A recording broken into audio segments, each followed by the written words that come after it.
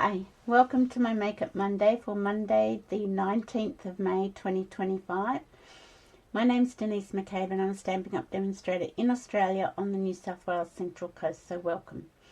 Today I'm going to do a technique. I had lots of trouble coming up with a card for today, but anyway, I've come up with something, so I hope you like it. I've been playing a lot with the beautiful Gallery Suite collection in the Annual Catalogue. It's such a beautiful suite, and I'm sure I'm going to just keep playing with it forever and ever. You'll probably get sick of all my cards, but I just can't stop playing with it. I love it so much. So let's go down to the craft desk and we can get started. Okay, just checking that my microphone's working, because I did start this video and they weren't working, so I had to stop. Okay, so the beautiful Gallery Suite is in the Annual Catalogue on pages 52 excuse me, 52, 53, 54, 55, 56 and 57. So it is a mega suite. So when it's a mega suite, it actually has 2 stamp sets and dies in the suite collection. It's also got an embossing folder, the beautiful damask embossing folder. It's got the pressed flower motif embellishments. It's got the basic beige ribbon, and it's got this gorgeous 6x6 designer series paper. So if you want the lot, you only have to put in one item number to get the whole suite. So the whole suite altogether is $245.50, but you don't have to buy it all in one go. You can buy it in pieces. So when I say in pieces, you can get the bundles individually. Always get the stamps and the dies as a bundle, because you will save 10%, than rather buying them individually, the stamp set and the dies individually. Buy the bundle to save 10%. And you can buy all these items individually. So it's just the ease of one item number puts it all together. So that's why they do it that way, but you can get everything individually. But please buy the stamp set and dies as a bundle, because you will save 10%. Now you can use your catalogue as inspiration to get you started and creating with this suite. You can also go to Pinterest. And yeah, it's just the most beautiful suite. So I really hope you have a look at it and maybe buy some things out of it. You don't have to get everything like me. Anyway, what we're going to do is we're going to do a technique today called shadow stamping. And normally you do shadow stamping with a solid stamp, not a line art drawing, but I kind of thought this was sort of verging on to solid, away from line art, so I thought I'd give it a go. I've used the beautiful damask embossing folder behind, and I've blended some ink over the top. Now this ink is the beautiful cloud cover ink that they are not releasing the classic stamping ink pad to customers. They have released it to demonstrators only, because they can't guarantee that the color will stay and be correct. So what is happening with this color, cloud cover, the chemical of the ink is reacting to the foam of the ink pad, and it's changing color, and it's turning, sometimes it's turning a dirty gray, and they can't stop it from doing that. So the solution they've come up with is you buy an re-inker, and you can buy 5 uninked ink spots. Now the ink spots are felt ink pads, not foam, and the ink isn't reacting with the felt ink pads. So that's the workaround. You can also get the stamping blends, and you can also get the Stampin' Right marker. So I plan on getting a pack of the 5 uninked ink spots and inking it up on an ink spot as well, to show customers how it works. But I have got the ink pad, and at the moment it's looking pretty good. But yeah, that's the workaround they've come up with for the cloud cover, and it's a beautiful colour. I really, really like it. So cloud cover and Secret Sea, I think, are my favourite colours out of this year's new in colours. So what I did was I stamped it in Secret Sea, then I stamped it in Versamark and heat embossed it with white embossing powder. Then I blended the cloud cover over the top, and I also added some blending of the cloud cover to the embossed piece behind. And that's it. It's called shadow stamping. So I thought we'd recreate this card using crumb cake and vanilla and early espresso. And I have cut my little panel down a little bit smaller so to see what we've got. So I have already got my card base, my A5 card base in crumb cake here ready.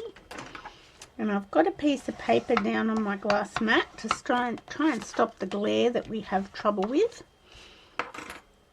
I've already embossed my vanilla cardstock. Isn't it just the most beautiful embossing folder? Just love it.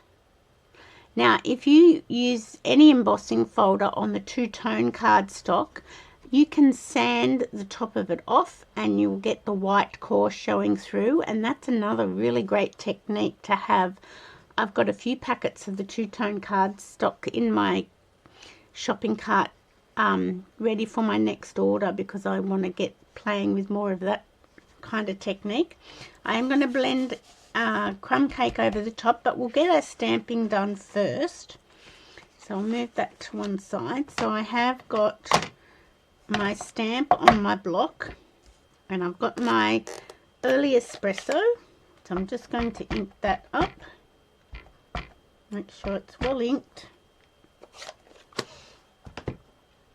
And just going to keep my, just going to put it over to the left of my piece of vanilla cardstock and press it down so we get a nice image, nice solid image. I probably do need my early espresso again. I missed at the top a bit, but that's okay. No one's going to know. Except you guys. And now I'm going to get my Versamark ink and my white embossing powder and my little toolkit. I'm going to ink it up in Versamark.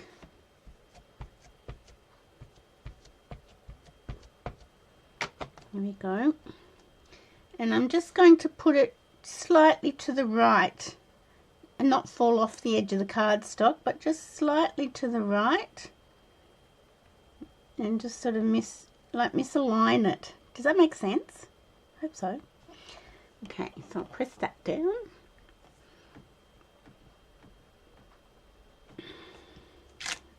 Okay, you can't see anything at the moment, but I promise it's there.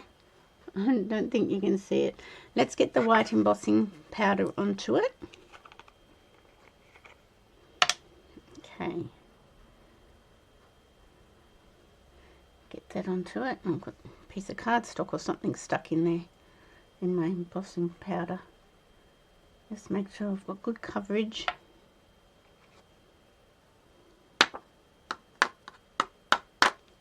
Just flick that off. Now I'll just put that to one side and I will put this back into my little jar.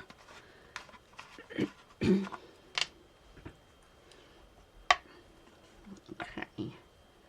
So this toolkit is great. If you love heat embossing like I do, this little embossing toolkit is the best thing since sliced bread. And I just love it. It makes it so much easier, and just to keep everything neat and tidy. The only problem you could have is if you don't, when you're pouring it back into your little jar, if you don't line your jar up, you pour it onto your table. And I've done that. But if you concentrate, it doesn't happen. Okay, so I'm going to keep that there, and I'm going to bring this back in. Now I am going to get my heat tool, so it will be a little bit noisy. And I'm just going to put it onto setting number 2. and just heat it up.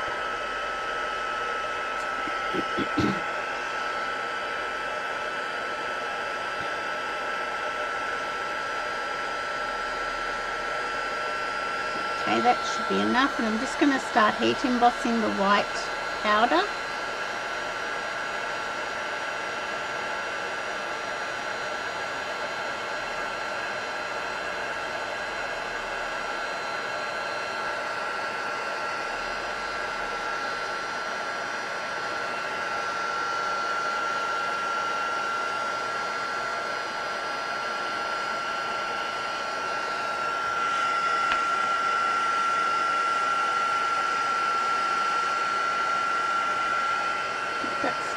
Done. Just have a quick look before I put the heat tool right away. Yep, that's done. So let me just pop back up onto my windowsill. Get this out.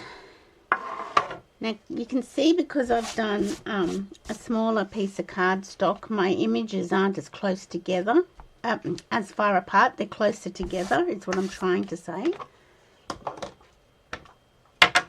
Okay, get rid of that, get rid of that, don't need that. Okay, so what I am going to do is bring in my crumb cake ink and my crumb cake blending brush. I'm going to load it up. Okay, and from the top right corner, I am just going to start blending over the top.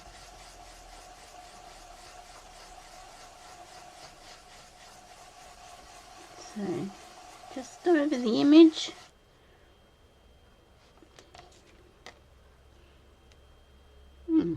Looks like it's all on the espresso as well, which is a bit funny. Shouldn't have done that. I don't like that. We'll keep going, but maybe I should have... Oh, that looks alright, I think. So that's what it's called. It's called shadow stamping. Yes, but some of the white powder's gone onto the early espresso ink. Must have been wet, and that's a really interesting look. It's got speckles of the white embossing powder on it. I've never had that happen before, so there you go. I've created a new technique without knowing it. Okay, so that is our image, and I'm not going to do it all over the vanilla cardstock. I am going to leave it looking a bit grungy. I am going to get my vanilla with the embossing folder on it, and I'm going to ink up my crumb cake, and I'm just going to blend over the top of my embossed piece of cardstock just to bring out that pattern. So there's sort of a couple of techniques. There's heat embossing, there's blending, there's emboss resist, and I really like all of them.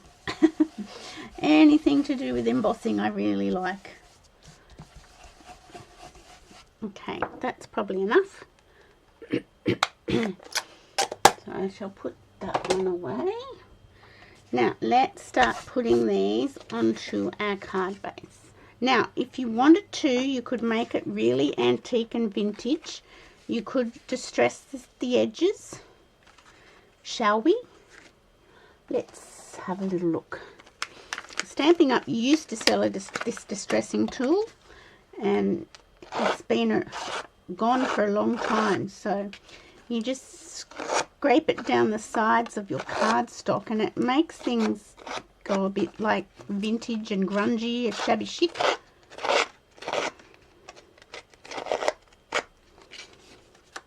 And can tear your cardstock, but that's okay if you're doing a grungy look.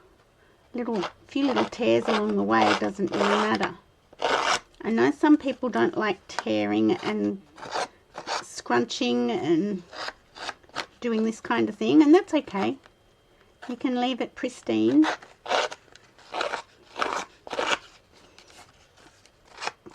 So there's multiple techniques happening. I think that's pretty good. I might just roll the corners over a little bit. Make it look sort of super grungy. Super grungy. And I might just get my blending brush back in and just go over the edges again, because getting a bit of ink on those scuffed up edges, I might grab my ink pad back, can make it look really grungy. I had no idea I was going to go grunge. But that's okay, because that's what it's all about. Okay, that should do. Now, do I want to grunge up my panel on top? Ooh, that's the thing. Let's put this on first. Now, when you're putting an embossed piece of cardstock onto your card base, you do need a little bit of extra glue or tape to get in all the nooks and crannies. Okay, so let's just pop that in on our card base with the border all the way around and just sort of press it down, keeping the grungy look happening.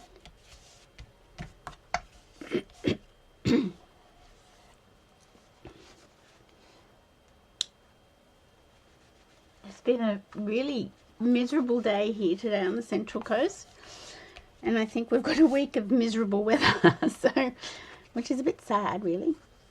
I'm just wondering, should I grunge these up a bit? Might. Look, we're going all out. We're going grunge city. So you can do this with the blade of your scissors. If you don't have a distressing tool, you can certainly use the blade of your scissors. Just running it down the cardstock like I'm doing.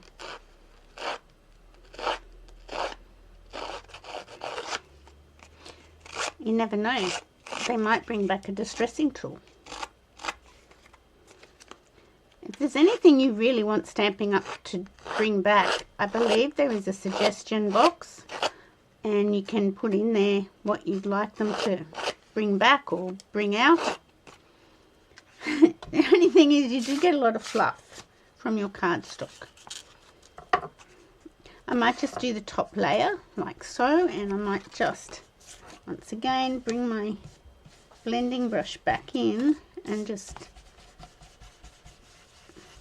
put a bit of ink on those scruffed up edges.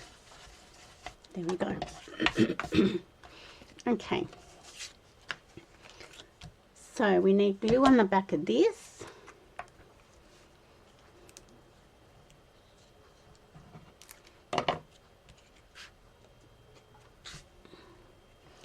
Sometimes it's just nice to play around. I'll show you some other cards I've been playing around with this suite.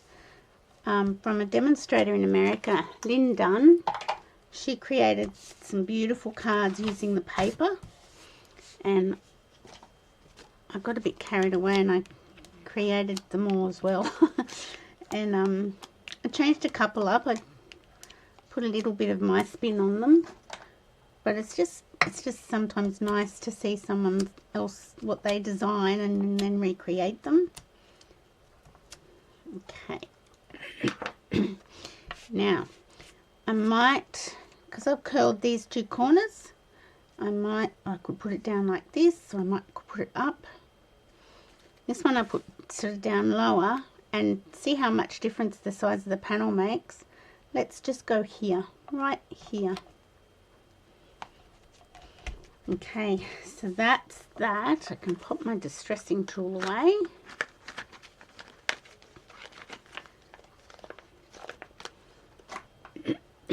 And let me think. Shall I stamp just a note? Do I want a bow? This is the basic beige ribbon that's in the suite. So it's really nice. It's so soft. It's like a linen ribbon. and you can make some lovely little bows with it. This one doesn't scrunch up when you heat it though. It's not like a metallic ribbon, it doesn't do that scrunching business. Just manipulating my bows so that it will look okay.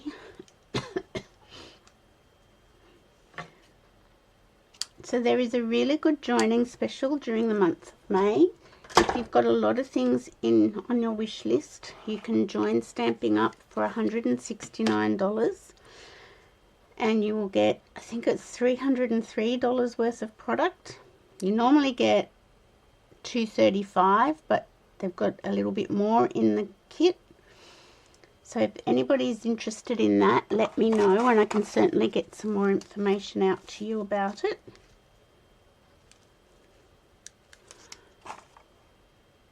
So I am going to pop that bow right there. I'm not sure what I want to do as a sentiment. This one I stamped onto the card base. I'm not sure if I want to do that this time. And we will get the, here they are, the pressed flower motifs. Where will I put those? I might just put them here. I'm only putting 2 of these on because they are quite heavy, and I don't think you need 3. I don't think so anyway. And if I was to put a sentiment, I would probably put it down here on a banner, but I might leave this one sentiment free and maybe put a sentiment inside. So that is our card for today. And a couple of techniques. So it's shadow stamping is the technique, and it's really cool. They look quite different in the 2 different colors, don't they? This piece of paper is annoying me because it's sliding all over the place. So they do look quite different, but both look really quite stunning, I think. And I just went slightly smaller on the panel so you could see more of the embossed background. But I'll show you, this is my next in-person card class, and it's using this sweet collection. So that's using one of the dies in the Beautiful Motifs range. This is the 2-tone cardstock where I've sanded it back and the motifs show up like so. This is just stamped, a couple of bits of the paper, and this is some of the other dies. So that's my next in-person class, which is actually full now. I don't have any more space in that class. So that's that, but I'll show you these other cards that I cased from Lynn Dunn in America. Now, what I liked about her cards was that she used the designer series paper and used it very cleverly, because the paper pack's 6 by 6, and quite often you can't, 6 by 6 is restricted.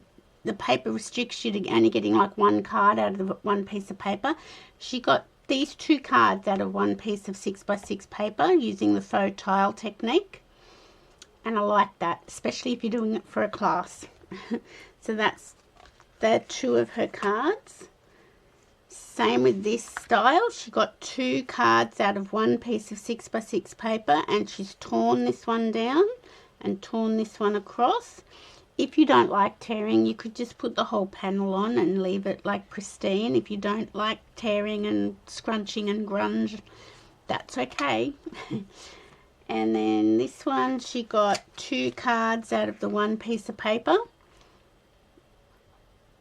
which I really liked, using the frames in the die frames in this banner, in this bundle.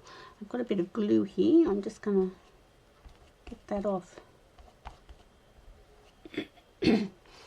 So they were another 2 she designed, and then these were 2 scenery ones. She did the faux tile technique again with this one, and I just changed it a little bit. I put a bit of paper down here. I stamped the sentiment on quite a few of these on a little scrap of the designer series paper because I thought that looked really good. and this is using the beautiful motifs, and I just put it in each corner. She had gone round the whole card and I didn't like that, so I just did each corner and then die cut the scene out.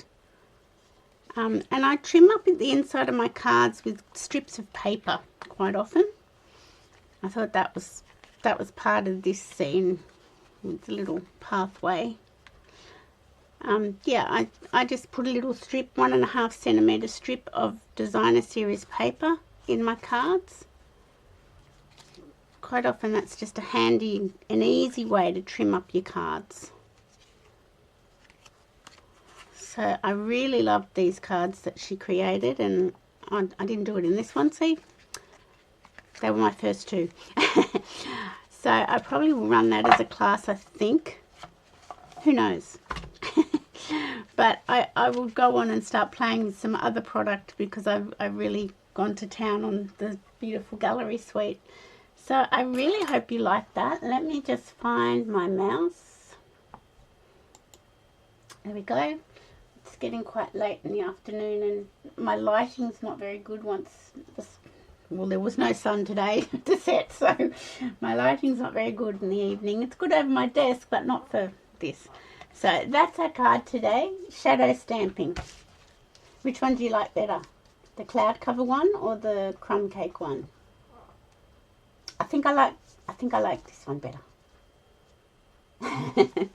But have a play. So you stamp it with the dark colour and then you stamp it again in Versamark and you just shift it slightly to the left or to the right, heat emboss it with white and then blend over the top, and it's just a fun technique.